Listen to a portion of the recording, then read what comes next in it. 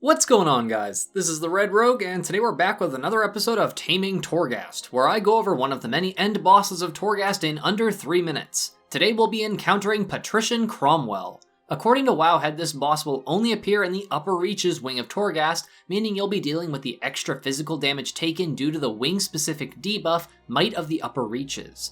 Due to this boss's auto attacks can hit very hard on higher layer difficulties, so I would definitely advise picking up anything extra for self-healing or to increase your maximum health, such as the Oberon Endurance Anima Power.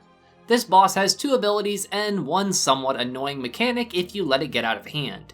His most common spellcast is Dark Bolt Volley, which is an interruptible 2-second cast that will hit all players within 40 yards with shadow damage, meaning it can be mitigated with things like Cloak of Shadows or Anti-Magic Shell, as well as other immunities that classes have that stop spell damage. His other and potentially much more annoying move is Mass Slow. This has a 2-second cast time as well, and much like the name implies, will greatly slow the movement speed, attack speed, and cast speed of the affected player, but it doesn't deal any damage, which is a bit of a silver lining.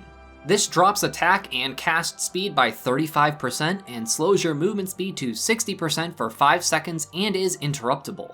This is not only an exceptionally annoying move as it makes it harder for you to heal yourself and to deal damage to the boss, but if you're a slower class, this ability can cause his main mechanic to be very painful. Creeping Sins are these red splotches that you'll see on the ground all over, and the boss will continuously send these flying all around the room. These can hit very hard and deal shadow damage every second that you're standing in one, so avoid standing in one for any given period of time. As a heads up, since I've heard other people say they were running out of room on this fight, you can actually drag the boss down the stairs and use the entire room, not just the area that he's waiting in.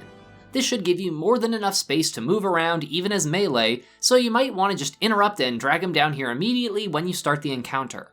Cromwell will also gain stacks of unnatural power every 10 seconds, and these increase his attack damage and movement speed by 10% for each one. So don't waste too much time trying to move around all over the place and simply kite him backwards slowly to avoid those puddles.